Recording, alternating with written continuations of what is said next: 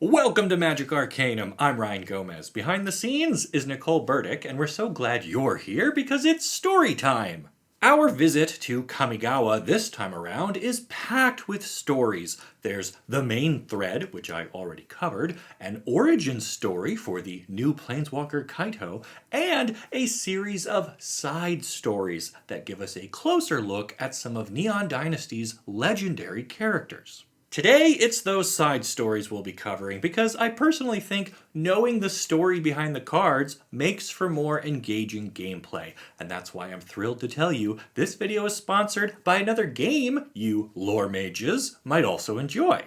It's called World Breakers Advent of the Khanate, and I've got a link to the Kickstarter campaign down in the description. World Breakers is a story-driven two-player card game set in an alternate 13th century history, which is an exciting time of exploration and conflict. You are a world breaker, an individual who can harness the mysterious substance mythium to magnify your natural talents. Over the course of the game, you will recruit followers to control the board and develop location cards to gain power. Reach 10 power to win the game, forever reshaping history. The part I love about this game is that the cards are linked in such a way that they tell their own mini stories across groupings, like through panoramic art, or sending a message by using your assassin on a corrupt merchant and then making a daring escape. The box includes everything you need to play World Breakers in multiple ways. It can be drafted, or played in a constructed format. And with 4 different factions and tons of strategies to explore, this is one that will spend a lot of time on your kitchen table. You know me, I love story-driven gameplay, so I am super excited to get my hands on this one, and I hope you check it out using the Kickstarter link I've got right down there in the description too. Alright, now let's talk about the side stories for Kamigawa Neon Dynasty. There are technically 5, but the first 2 make up Kaito's origin story and will be covered in another video. So of the remaining 3, we'll start with The Blade Reflected and Reborn, which follows an angry snake samurai. That's Chishiro, the face card of the Upgrades Unleashed commander deck released with Neon Dynasty. Now, the story itself is told with a mix of present-day action vignettes and flashbacks, but I'm just going to untangle all of that and give it to you in order. We'll let Tarantino worry about the film adaptation later. Anyway, some time ago, Chishiro bonded with a kami named Kaima, who also appears in the commander deck. Their bond is focused through a special sword, and by wielding this weapon, Chishiro is able to channel the magic of the kami, granting himself and others great strength and power. And what does he do with that ability? Well, along with the other members of the Order of Jukai, Chishiro would hunt down futurists who infringe upon the boundaries of the Great Forest. So in a way, he's a preserver of nature, but not necessarily of life. This catches up with Chishiro when the futurists set a trap for him and his comrades. A small boy poisons their food supply, and while they're all paralyzed, the kid begins to execute them. Kaima is present during this, made manifest by the bond shared with Chishiro. The boy approaches and threatens to kill the samurai unless the kami bonds with him instead. Chishiro realizes there's no way that's going to work. You can't force a kami to bond with you, but rather than risk anything happening to Kaima, he tells the kami to let the boy take his life. This upsets the kami because a bond is supposed to be eternal, and now that Chishiro willingly gave it up, his sword breaks into pieces, and Kaima goes on a raging rampage, chasing off the boy and destroying a nearby village. Chishiro is left completely alone. His friends are dead, and his kami has left him, and he realizes it was his own weakness that caused all of this, so he grows hard and isolated. He begins to act as a mercenary, embracing his violence and selling it to those in need. which is how he ends up at a place called Far Corner in the present day, where the rest of the story happens.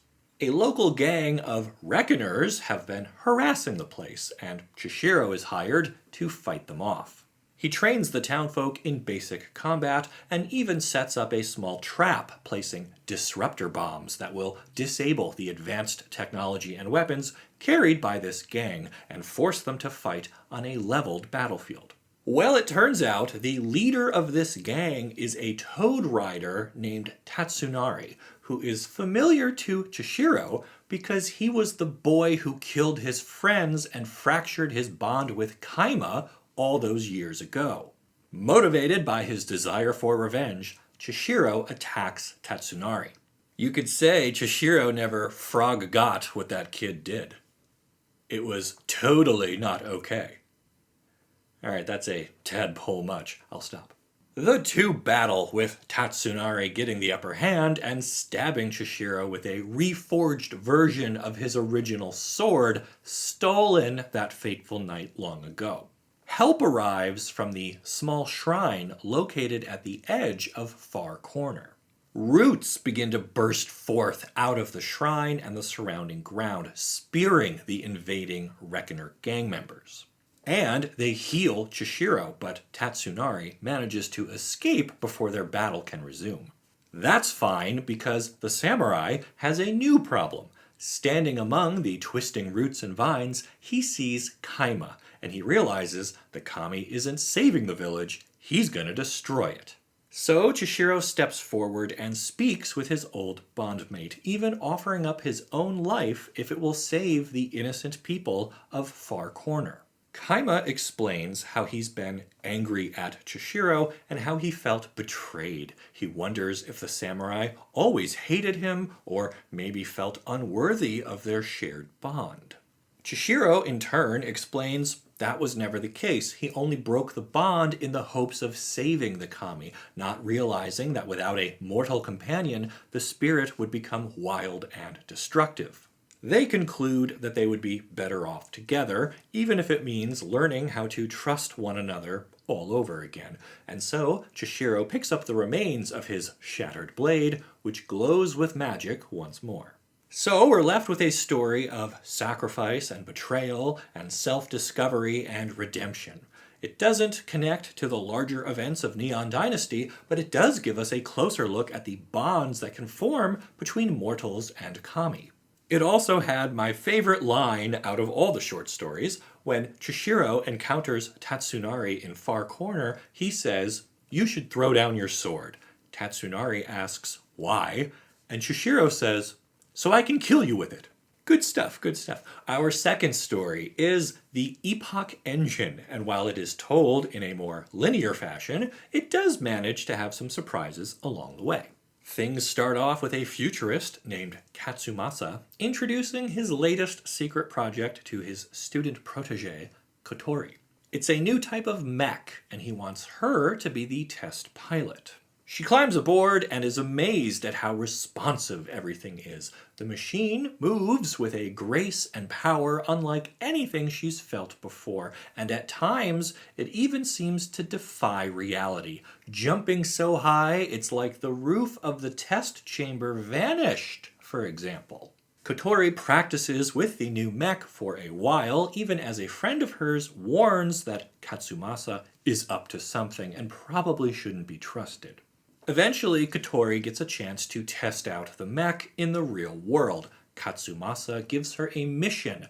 Apparently, sometimes the Imperials team up with the Futurists to root out Reckoner gangs in the Undercity.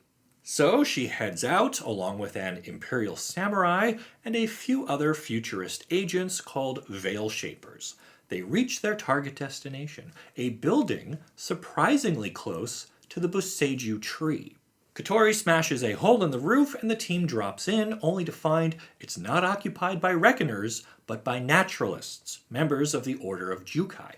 This immediately strikes Kotori as being wrong. The Futurists and the Order can't stand each other, true, but this is a preemptive assassination, and she knows it.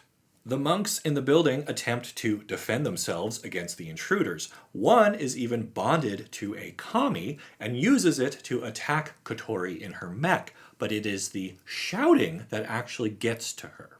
The bonded naturalist yells, "You should not exist. Your creator has twisted nature into monstrosity." Kotori gives herself up to the mech, and it fights back with a mind of its own, killing all of the monks, the Veil Shapers, and even the Imperial Samurai. Her brain is connected to the machine. That's part of what makes it respond to her inputs so well. But while she's adrift this way, she realizes there's something else in the mech with her. It's a kami, one bound into the vehicle by Katsumasa.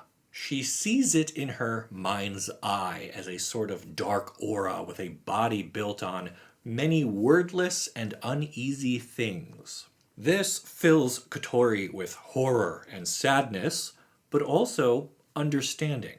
Whether she likes it or not, as pilot of this mech, she is now connected to this kami, and their fate will be shared. So, Kotori asks the kami, which goes by Shorakai, what they should do next. "Take our own path," replies the spirit within the machine, and the pair head off into the dawn. This story shows how far a futurist like Katsumasa is willing to go. Capturing a kami and using it as the basis of a new mech is exactly the type of thing the Imperials are right to worry about, and now Kotori will have to decide what to do with this power. I got the impression Shorakai liked being able to fight and kill, but it did use its reality-bending powers to help the naturalist's kami escape at the end of the battle, so maybe it will only hunt other futurists and those who seek to enslave its spirit siblings. The third and final story is called The Foes Who Make Us, and it stars Norika and Heiko Yamazaki, cousins who started out as friends but wound up in different slices of the color pie. The girls grew up together in the imperial capital, and one day, while they were playing around near the tea gardens, they came upon a merge gate. These are mentioned on some of the cards in the set, and they are basically a tear in the fabric of reality that separates the mortal realm from the spiritual one. So, of course, a kami comes through that gate and is about to collide with the transfixed Heiko, but Norika shoves her out of the way, and the spirit sails through her instead. This collision does terrible damage to the body of the young girl. She spends months in rehabilitation and is given extensive medical treatment and special implants, thanks largely to her family's connection within the Imperial Circle. The cousins grow distant. Heiko feels blamed for what happened, and she's frustrated with how she's treated around the castle, so she eventually runs away. She seeks out the Uprisers, figuring she'll fit in better with them than she does here in the stifling imperial court. And you know what? She does. She becomes a trusted assistant to Rizona, the Asari leader, and spends years befriending the rebels and growing her own skills. During that time, Norika also climbs in the imperial ranks, but it is different for her because her body can't sustain physical activity as much on account of her childhood injuries. So she fills her downtime with reading, poetry, botany, and other restful activities that still challenge her mind. She grows up to become a respected advisor in her own right, known for her insight and intellect, but still an accomplished samurai with the armor and swords and everything else. One day, Norika is assigned the task of stamping out the Uprisers, and so she starts by setting a trap, a train car full of food and supplies she knows the rebels desperately need. And sure enough, it's Heiko that attempts to rob the train, only to be caught immediately by Norika and her guards. Realizing it is her cousin who has been missing after all this time, Norika releases Heiko and hopes that they can find a peaceful solution together.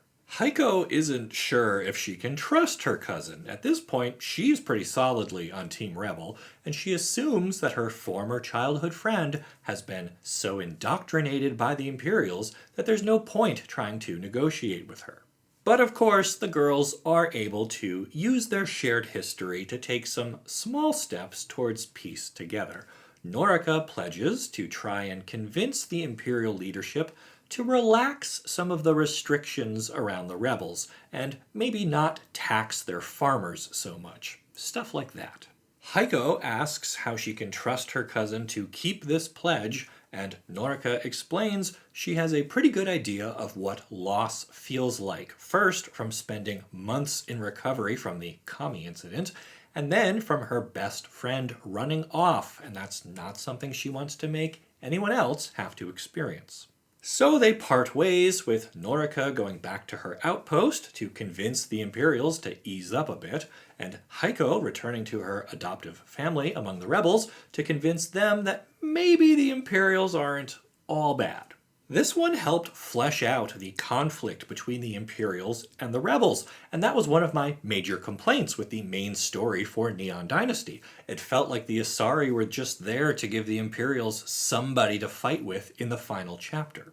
Unfortunately, since the main story does still end with that battle, we know that Norika and Heiko weren't able to build strong enough bridges to keep the peace between the two factions, but hopefully we haven't heard the last from these cousins, because I like both of their cards, and I think they are interesting characters.